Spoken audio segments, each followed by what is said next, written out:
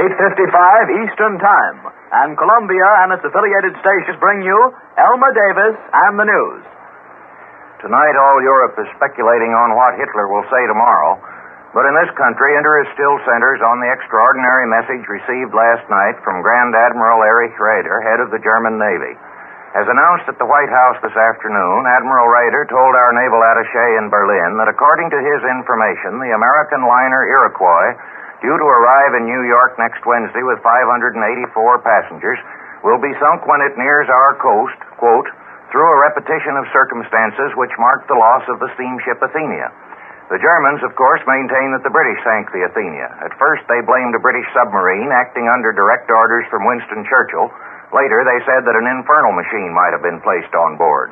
The White House announced that as a precautionary measure, American warships would meet the Iroquois at sea and accompany it to port.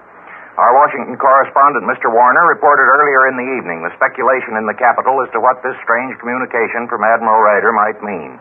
Several theories were suggested, but nobody has the faintest idea as to which, if any of them, may be true. Stephen Early, President Roosevelt's secretary, said that he didn't believe any British or French or any other ship would do such a thing. The British and French governments have been notified of Admiral Raeder's statement, and the British Admiralty as yet has made no comment.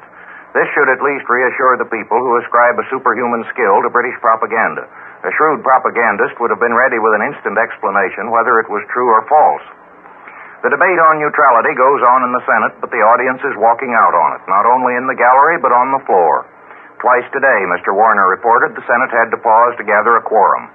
Senator Nye of North Dakota said that he would vote for the cash and carry provisions of the neutrality bill, but not if repeal of the arms embargo is the price that must be paid for them. Senator Overton of Louisiana also opposed repeal, and Senator Toby of New Hampshire spoke for his proposal that the two parts of the bill be voted on separately. Overseas, it was largely a day of rumors, most of which were promptly denied. A Belgian news agency reported that the Germans might consider that their promise to respect Belgian neutrality was no longer operative if enemy warplanes fly across Belgian territory. The Germans at once denied it. In Berlin, there were stories that Hitler's speech tomorrow would include not only the promise of setting up some sort of state to be called Poland, but also the granting of more freedom to the Czechs in the Bohemian-Moravian Protectorate.